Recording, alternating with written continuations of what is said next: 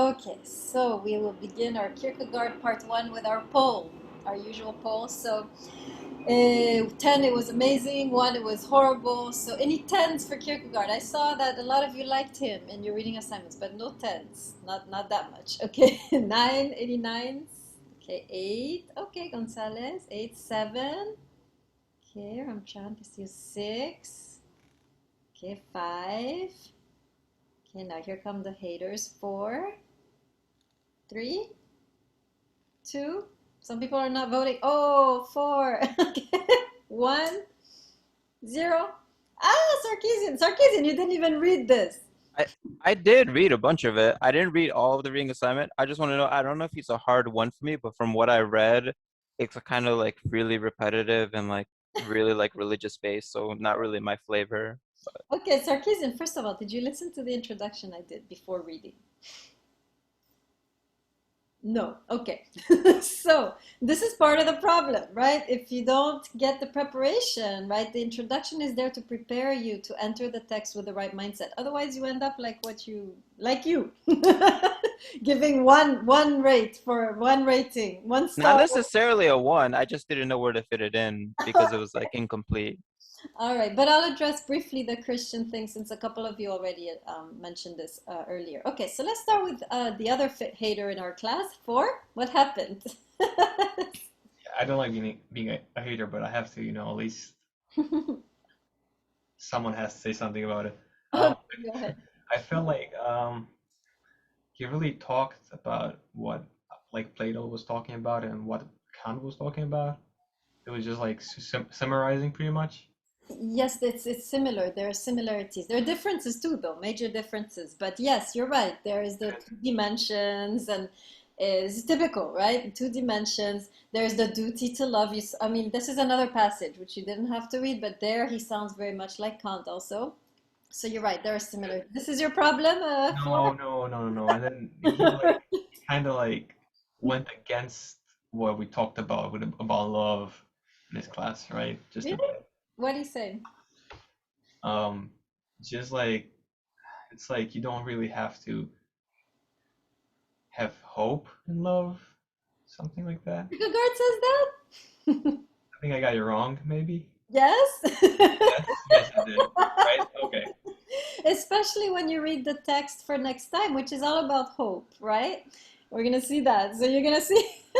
Okay, so be careful, guys. Right? It's easy to get mixed up with Kierkegaard because he's very subtle, right? So it's easy sometimes to mistake what he's saying for the opposite, because sometimes he's talking to an opponent and we don't realize he's taking the voice of the opponent only to then destroy it, right? So he sounds sometimes, right, he embodies his opponent and you think that's what he means, right? But then you have to wait a little bit, read further to see that he then debunks it, right? So Kierkegaard is pretty, it's a pretty subtle, complex read, much more than Kant.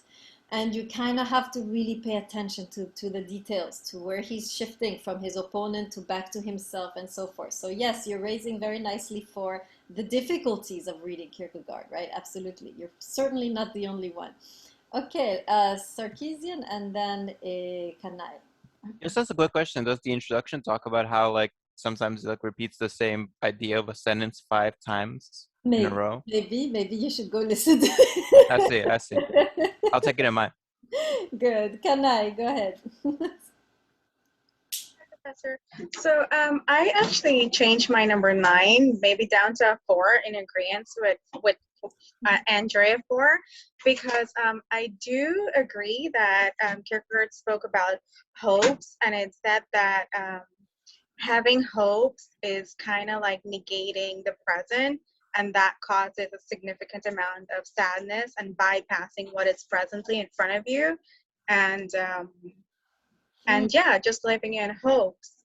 But I also believe that some part of hopes can lead to happiness. Like I wrote in my reading assignment, that it's like you can set small incremented steps for yourself, and that is basically a sense of hope. That is like planning.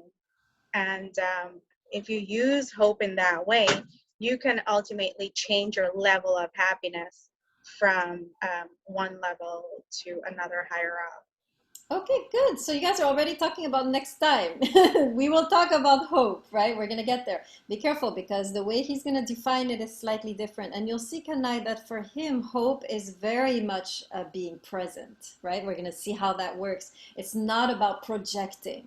It's actually about seeing more deeply what is, right? So we're going to see that. But for now, let's not go there yet. We're not there yet. Okay, let's take maybe one lover. I think there was one of you who was a lover who was, I believe, was it Gonzalez? Was that you who was a lover? Yeah, Professor, I rated the reading like a 9. I found it to be, like I said in my reading assignment, infinitely more understandable and more approachable than Immanuel Kant. I did agree with a lot of people's opinions that he repeated some stuff, especially that the catchphrase of the chapter, for each tree is known by its own fruit, often. In fact, I think I said you could probably fill a page with the amount of times that he said that line. But other than that, I didn't find his writing to be pretentious. I thought that it was very, like I mentioned, approachable.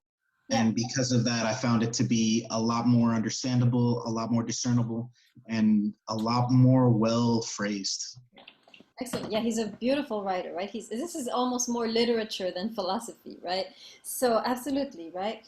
So yeah, let me just go over a couple of your issues with the Christianity and maybe the repetitions, right? So for if you didn't listen to the intro, you should, but in essence, what I said there was that Kierkegaard actually struggled a lot with love, right? He was somebody who didn't get married because he chickened out. And he's someone who really suffered from that, right? So he's really someone who's coming from a very dark place when it comes to love. And as he was seeking, right, to wisdom or, to navigate the difficult terrain of love, he stumbled upon Christianity, right? He stumbled upon the Gospels.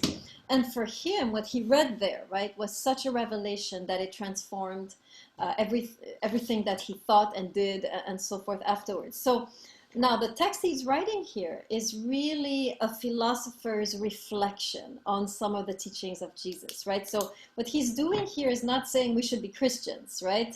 He's talking about Christian love, but he's saying this is something we all can learn from, right? This is something I stumbled on.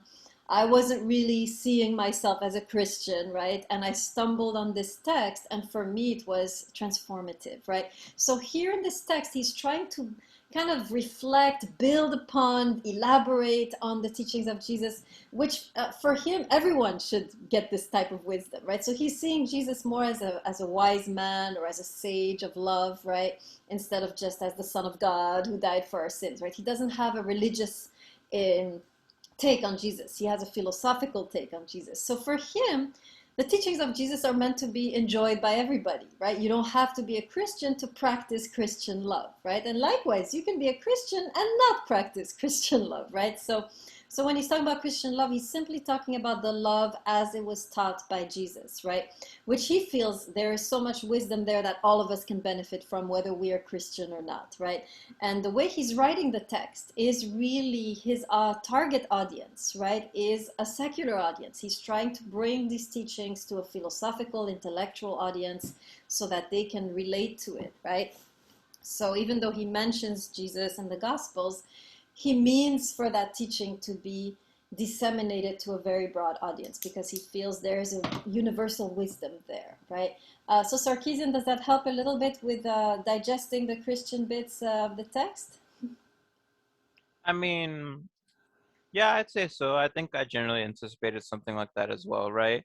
It just maybe my main issue was like I kind of got the opposite feel of Gonzalez, that like everything was really like matter-of-factly stated, at least in the parts I was at, right?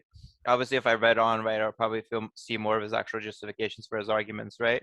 It was just a little bit weird because it's like he kept like saying everything as if it was a fact before he proved it. So that's the Yeah. second point. This is, let me talk a little bit about the way that Kierkegaard writes and whether it can be philosophical, right? Yes, he gives absolutely no arguments. Most existentialists are like that. Nietzsche also, he just blurts things, right? The reason this is the case, the reason he's not giving arguments like Kant, for example, is that for him, the only way to verify that what he's saying is true is to experience it. The proof for Kierkegaard is not in his words, it's in your experience. So all he's doing here is opening up a door and saying, here's the path I have taken, here's what I have found, me alone, right? This is not universal, this was what I found. Now it is up to you to try and walk this path and see if it works for you. So the proof, the validation comes in your experience. Are you experiencing and seeing what he is seeing as you enter this path? And this is typical of existentialism, right? Most existentialists don't bother to argue. They just open up dimensions of being. They open up paths, right? For you to then choose, okay, well, maybe I'll take this path or not, or I'll take that path, right?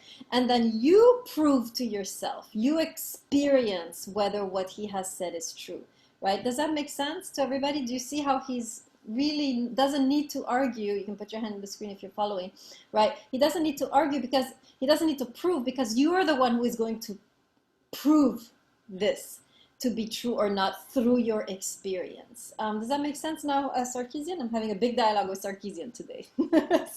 It makes sense. It just feels a little all in, right? Like you have to live like multiple lifetimes to prove all of the existentialist theories. But yeah, it's cool. Yeah, absolutely, right. And Kierkegaard often, I mean, if you listen to the introduction, he also has explored the path of the player, right? Of somebody who doesn't commit and who has like a wild love life, right? So he kind of explores that. He has explored that path, and he's also exploring the path of commitment. And he kind of lays it out to us, right? He says, here's that path where it goes, here's this path where it goes, you decide, right? Anyway, so let's go into that path. Let's see what we can learn from that path. And then, of course, it'll be up to us to experience this, to try it out and see whether it actually works, right? Castillo, go ahead. You have a question. Hi, Professor. I have a question for you. So in the beginning, he poses kind of like a rhetorical question, or perhaps like a philosophical question, but he mentioned like, he was like, which one is more dangerous, like a person who can see or a person who can see but cannot see? So like, in your opinion, which one is like more dangerous? For me, I feel like it's the person who can see but can't see. I need to go back to that passage. Well, Hold that but, like, question. Hold that question. Find the passage, and when I'm done with today's lecture, let's look at it together. okay. I think he's talking also about being deceived. It's worse to be deceived into thinking that there is no love than to be deceived in love, right? Perhaps this is what this passage is alluding to, but we'll come to that. Let's first get into the main idea, and then we'll go into the tweaks. So yeah, if any of you have little questions like that too, always after class, I can respond to those. All right, let's get into today. I'm going to talk about two things today. I'm going to talk about number one, the fruit of love, and number two, the source of love. Okay, so Kierkegaard begins our journey, right, with a quote from the teachings of Jesus about a tree. So I'm going to read it. I'm on page 23. Is everyone with me? Page 23. Put your hand in the screen if you're there. Okay. All right, so this is the quote from Jesus, right, taken from the Gospel of Luke 6:44. Jesus says, right, for each tree is known by its fruit. For figs are not gathered from thorns, nor are grapes picked from a bramble bush. Okay, so first thing, so he's going, the whole chapter will be a reflection on these simple words, right? Very often Jesus spoke very enigmatic words, right? He just spoke some mysterious words like riddles. And, you know, we kind of gloss over it when we read the Gospels, but actually a lot of these words need to be excavated for their meaning, right? It's not obvious. And so Kierkegaard is really taking the time here to excavate, to extract the wisdom out of this sentence. So first thing we learn is that as lovers, we are like, or we should be like trees, okay? Trees that have fruits, and also trees that need to connect to a source. So we're going to talk about that. So let's first talk about the fruit of love. So the first thing I'm struck with here when I'm reading this text, so um, if I'm a tree, right? If we are trees when it comes to love, right? Trees ultimately, right? The ultimate development of the tree is not the tree grabbing the oxygen around it or the sunlight, right? The ultimate fulfillment of the tree is the fruit bearing, right? When the tree bears fruit, we say that the tree has reached its full development, right? And this is the same with love, right? In the beginning, the tree is just drawing, taking, but eventually it must give, right? It is the same with us. Very often, of course, we all need at the beginning to take, to draw, to possess nourishment and so forth, right, in order to grow. And the problem with a lot of us is we didn't have that. So now here we are, mature trees, and we're still grasping, right? What he's saying is that once you have been nourished by love, you ought now to nourish others with your love. And the highest form of love is the love which doesn't seek to be nourished, but to nourish, right? Let me write this in the chat, right? The highest form of love, right? Oh, I'm making so many mistakes. Of love does not seek to be nourished, right? But to nourish. This is the mature tree. Most of us, however, we are still very immature. We are still seeking to be nourished, right? And what Kierkegaard is saying is that there has to be a shift at one point from being nourished, from just taking and, you know, trying to find satisfaction in the love and actually thinking of love as an offering of yourself, right? I would argue, for those of you who are struggling with the concept of marriage, right?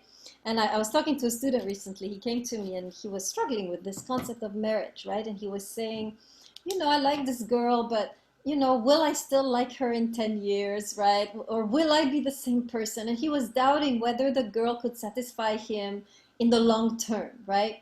And I told him, I said, look, you're not ready for marriage as long as you're thinking of what's in it for you or whether you will be satisfied. The shift that has to occur in your psyche is of getting to the point in your life where you don't want to take anymore, you want to offer, right? You have so much that you want to give.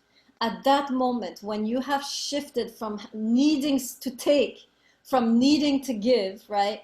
You are ready for that step of commitment, right? A lot of us struggle because we are thinking, what if I'm not satisfied in 10 years? What if I change? What if they change? What if I meet someone better, right? What if, you know, who knows? What if they lose their beauty or their intelligence or whatever, right? And at that point, if you're still thinking in terms of, will they satisfy me in the long run? You're not ready. You're only ready when you're thinking, will I satisfy them? What can I do? What can I offer? It is the longing to offer versus the longing to receive, which constitutes the shift and your readiness for marriage, right? And so that's what I would suggest if you want to know if you're ready for marriage. How are you thinking about love? Are you thinking about love about something, about a kind of overflowing that you long to give of yourself to the other? If you're thinking like this, you're ready. Or are you thinking about love? Oh, I want to receive, I want to receive. If you're on that level, you're still a very young tree, right? It's not bad. I'm not saying it's bad to long to receive love and to long to receive nourishment. This is part of growing. But if you're only there and you don't grow into love as I want to give myself, I want to offer myself, right? You're still a young tree. You need to grow a little more until you get to that point. Oh, I see Williams is ready. Okay. Great, Williams. Okay, great. So let's read a little bit about this notion of bearing fruit. He says a little more about that, right? So let's go to page 29. Yeah. Everybody there, put your hand in the screen. Okay, so you want to go, okay, do you see the little footnote 7? Wave at me when you're there. Footnote 7 on page 29. Okay, good. All right, so I'm going to read right there. Okay, you should not be ashamed of your feelings. This is a little jab at Kant, right, who was against feelings. And still less of honestly giving to each one his due. So it's okay, right, to express your feelings, to feel.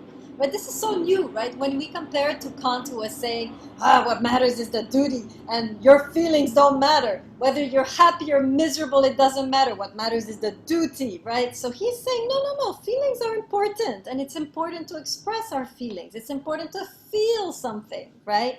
But then he continues and he says this, nevertheless, one should not love in word and with devices of speech, and neither should one regard them as sure marks of love. In other words, your feelings and how you feel, and you're expressing, I love you, you know, I feel this for you. This is not enough, right? It's not enough to feel love.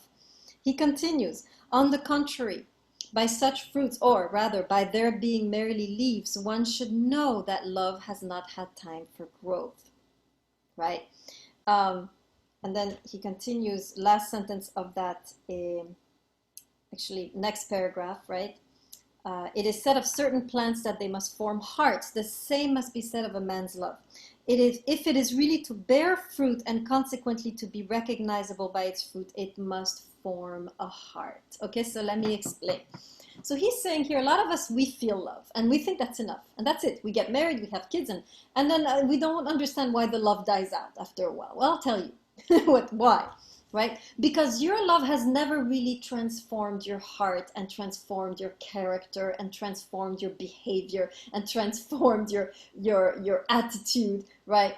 It's not enough to feel, right? This love must then begin the alchemy of transformation within yourself into a better person. In other words, you need to start becoming loving and not just feeling loving, right? The feeling is not enough. It has to kind of shape your heart, shape your behavior, shape every word that comes out of your mouth, right? In other words, you have to act in a loving way and not just feel in a loving way, right?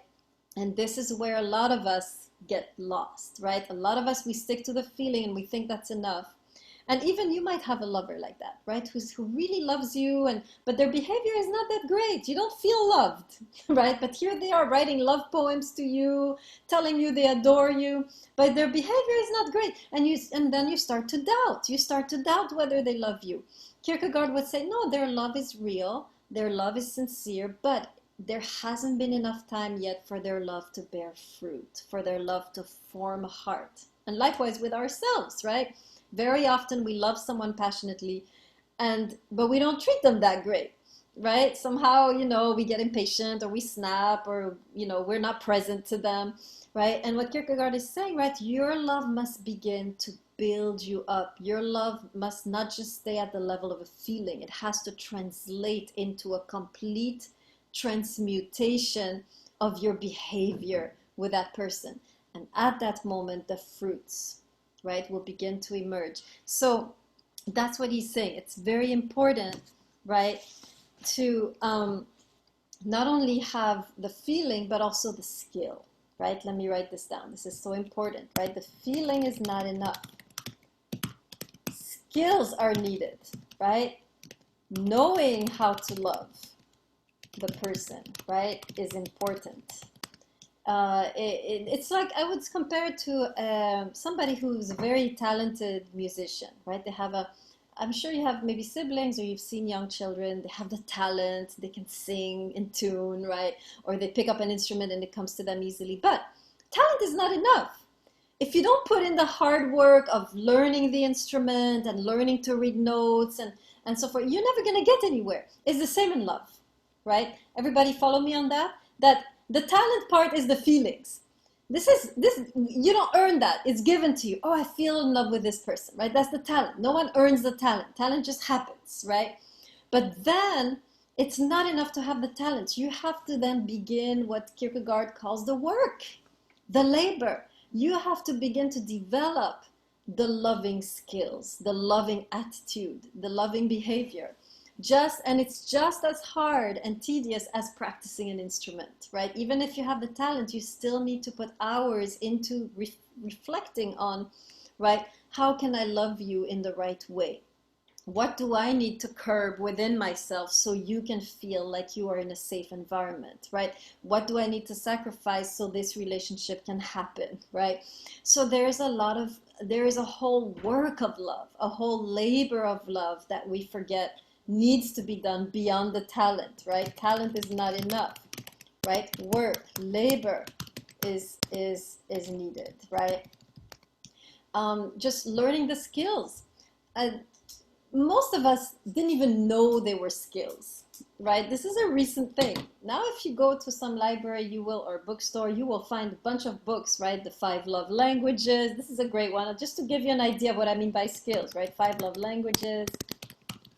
This is a great one, right? Love and respect. This is another one, right? Teaching us, right? How the other needs to be loved, so you can fine tune your energy, channel it in the right way, so the other person really receives your love, right? So it's like an instrument. It's not enough to have the talent. You have to polish it, channel it in a certain way, shape it so that it is received as love, right? So that's the idea here in this passage. So now we get into so let's imagine. So let me make sure we read everything that I wanted to read. Yes, okay. So now here's the issue, right? Let's imagine the following scenario. So suppose you're that person who is mature tree. You're bearing fruit. If you've learned the talent, right? You've learned the skills. You're a skillful lover, right? And before I go any further, let me check the question in the chat. First letter of John. What do you mean, Karuchi? At the top of page 29, he talks about that. He says, the Apostle John in his first letter, chapter 3, verse 18 says, "Little children, let us not love in word or speech, but in deed and in truth." I use a Bible called The Message, which is translated by Eugene Patterson into modern day, everyday language like we speak today. And that Bible reads that passage as, "My dear children, let's not just talk about love. Let's practice real love. This is the only way we'll know we are living truly." Yes, excellent. Right. So actually, I'm noticing here that Kierkegaard is really quoting that passage, right? I guess Yeah. that's what the footnote was referring to. Yes. It was in the reading, yeah. Very good. Yes, absolutely. Yeah, he's continuing on that line, right? It's not enough to feel love or to have talent, right? You have to begin to allow that love to shape your behavior, right? And that's when the hard work begins. Now, some of us, to be honest, are already pretty well shaped from our families, right? I mean, if you came from a family where they really shaped you, then you'll be smooth sailing, right? Now, if you came from a family that completely dysfunctional, nobody shaped anything inside of you, then it will take some work, right? Absolutely. But it's possible, right? We all have the talent. That's what he's saying. We all have the talent, but we don't all have the same level of shaping. And if you didn't do it in your family, your partner will require it of you, right? It's the moment then to sit down and think, how do I love this person? What do they need? What do I need to curb within myself? What do I need to polish within myself so that they can feel loved, right? Remember, your lover is your best teacher. They are the teacher the best teacher you'll ever have is your beloved, right? Okay. So now going to this question, right? So I'm moving into the second section, the source of love. So what happens now if you are a mature lover, you are bearing fruit, you're shaping your heart, you're sacrificing, you're, trying to love in a way that is skillful. And your lover is like this primitive, right? They have no fruits, just a little bit of love in their heart, right? They're just at very early development stage, right? And here you are giving and giving and giving and never receiving what you need, becoming more and more depleted and resentful and angry and lonely and despairing. And now you want to walk out the relationship so that you can find a relationship that serves you, right? I'm using that expression again, right? What happens then, right? When it is unequal, when your lover is not as skillful as you, when your lover is not on the same level developmentally, right? They are not able to they're not able to bear fruit as well as you. They are not even there yet. They're still taking, right? How do we navigate what I call the droughts, right? Now, your lover might be able to bear a few fruits occasionally, but what if your lover gets into a kind of a problem situation, crisis, where all their fruits shrivel up? fall on the ground, die, right? Your beloved goes through a depression or goes through a death in the family, or they have a sickness, and now all of a sudden all their fruits have shriveled up and here you are all by yourself. Nothing is feeding you anymore, right? How do you navigate this?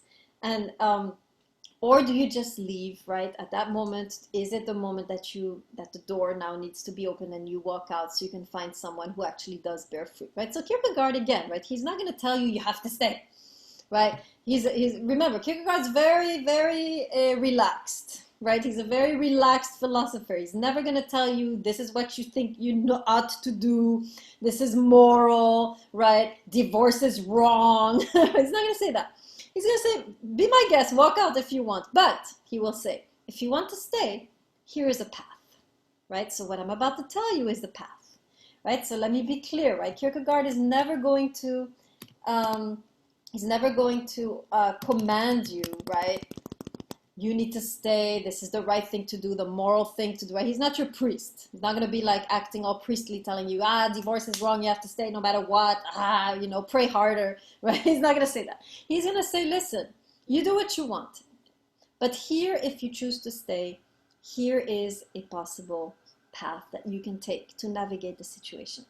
And this path has to do with finding a reconnection with the source of love. So let's talk a little bit about this source of love that Kierkegaard is talking about.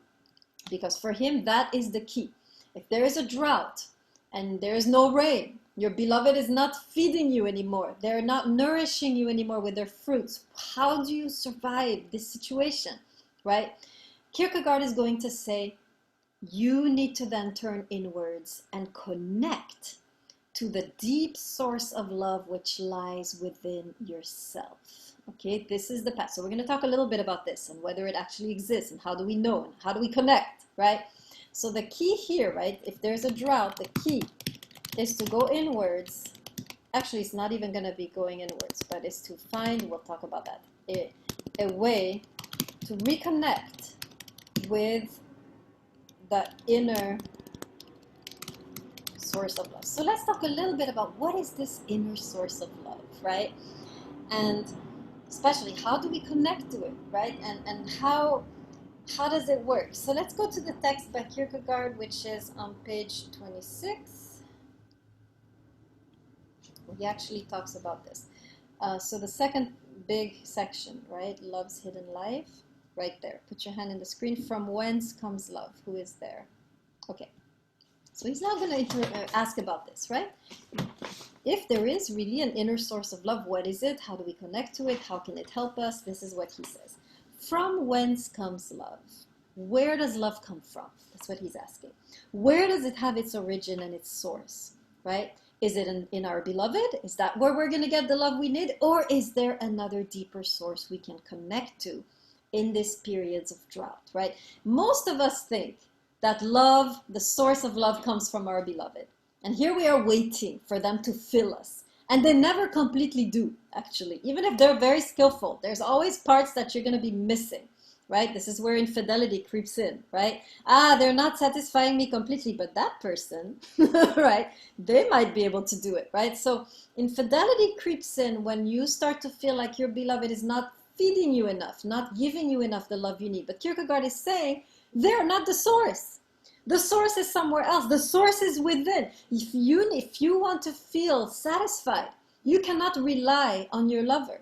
You have to go within. You have to begin to connect to this inner source. So let's go on.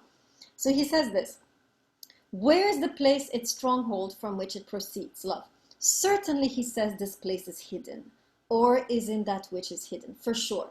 Because if it wasn't hidden, we'd all be drinking big gulps of love right now, right? We wouldn't be, most of us, all burnt out and tired and despairing, right? If it was obvious, we would find it, but it's hidden. So he continues, there is a place, and this is the part you underline, in a human being's most inward depths. From this place proceeds the life of love, for from the heart proceeds life, right? But this place you cannot see. So basically what he's saying is that within us, there is a deep, deep source from which we can gain all of the nourishment that we need, right? In a period of drought. We are all looking for love. But what Kierkegaard is saying is that to rely on your beloved to nourish you is never going to get you satisfaction you need. That's why a lot of us need multiple partners, and we are always constantly tempted to be unfaithful because we are relying on outside sources for satisfaction. And Kierkegaard is saying the key, you will never find it. You will keep on going and looking. You will never find it because the true source of love actually lies within you. And the problem with most of us is we have become so disconnected from this source of love that we can't even tap into it anymore. Right? We are so clueless. In fact, if I tell you there's a big source of love within yourself, most of you are going to be like, what? I don't feel anything. I feel nothing. Right? I feel just this big gap or this big void or this big emptiness, right? Most of us, if you look within, it's empty or dark or just, frightening, right? So most of us are already completely disconnected from here, right? So he continues. Let's continue to describe this place, and then we'll talk about how to connect, right? So page 27, second paragraph, the hidden life of love. Wave at me if you're there. Second paragraph, page 27. Okay, so he continues describing things. The hidden life of love is in the most inward depths, unfathomable, and still has an unfathomable relationship with the whole of existence. Now here's a beautiful quote. As the quiet lake is fed deep down by the flow of hidden springs which no eye sees, so a human being's love is grounded still more deeply in God's love, right? So now he's calling this spring, actually he's naming it in Christian terminology. This spring he calls God, meaning God dwells within us. He's already there. You're seeking for him out here, he's within, waiting to be tapped into, right? So here he uses religious language. Elsewhere he will use the concept of the eternal versus the temporal. So I want to talk about this a little bit because he's not only making a religious statement, right? Kierkegaard is talking about a basic structure of the human condition. So let me talk a little bit about what he's describing, how it makes sense, how one might argue for this, and then we'll talk about how to access it, right? Okay, so first thing that we need to remember, right? He's not making a religious assertion. I mean, he's using religious language, but what he is saying actually is an experience which is universally attested to, right? In not only in Western philosophy, but in Eastern philosophy and so forth. So I'm going to make a quick, we'll make a quick journey, right, to this inner dimension that Kierkegaard is talking about. So we see that he's not just inventing this. This has been talked about throughout the ages in various world philosophies. They talk about this inner dimension, right, that we Westerners have kind of lost touch with. Let me give you an example. In Hinduism, we'll start very early. Hinduism, you have the concept of Atman and Brahman, right? Atman. Atman is God within. So in Hinduism, you already have the notion that within us there's something powerful, right? There's something infinite, right? Now, anybody knows how we can tap into this dimension according to Hinduism?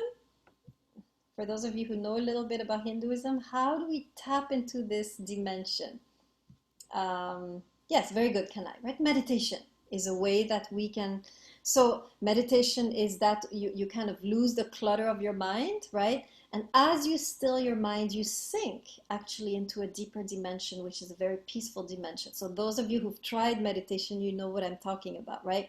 As soon as you still your mind, or you find, of course, it's not easy to still your mind. There are practices you have to do, like breathing practices to just get it to quiet down, right? But once you've achieved this quietness through these breathing or whatever exercises, you actually sink to a deeper layer of consciousness, which is actually very peaceful and very profound, right? So the Hindus and the Buddhists, right? Same thing, right? Same kind of tradition.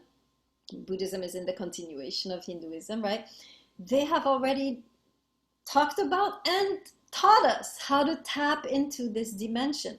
And once you tap into this deeper dimension, you emerge a completely different person, right? You're not stressed, you're not resentful, you're not angry, you do everything out of a place of deep peace, right?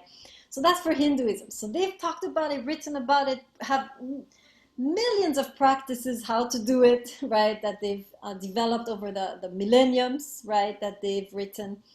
Then you have Chinese philosophy, right, and Taoism. Taoism, this part inside of us is called the Tao, right? So we are inhabited by this deep intelligence or this deep layer of consciousness. And how in Chinese philosophy do we connect to the Tao? Anyone know? It's a little different. You have meditation, but you have other things that you do too, that you can see in the park. Yes, Gonzalez, tell us, what do you mean by practical exercise? The use of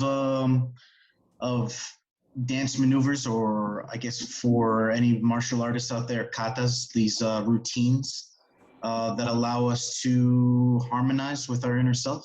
Yeah, absolutely, right? As you practice Tai Chi or Qigong, right, these are all exercises that the Chinese have developed over the centuries, over the millennia, right?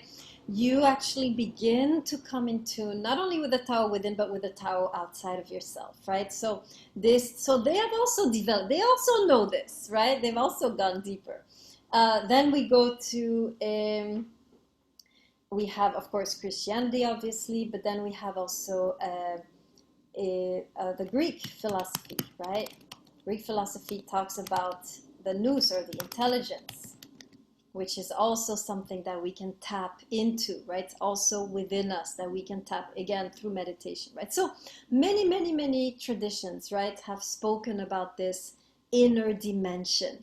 And Christianity, of course, does, right? And now Kierkegaard wants to do it, but of course he'll talk about it in philosophical terms. So do you remember in the introduction when I told you about the two realms, the metaphysical and the physical, that Plato talks about, right?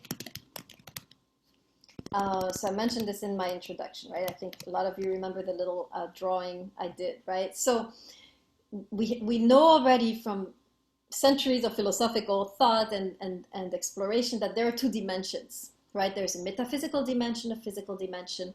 Plato and the rest of them, including Kant, situated the metaphysical above the physical. You have to leave the physical to find the metaphysical. Kierkegaard and most existentialists are going to reverse this. They're going to say, you want to find the metaphysical, you have to enter the physical, right? And so this dimension is not somewhere out there, it's within. And the way to tap into it, we're going to see, is very special, right?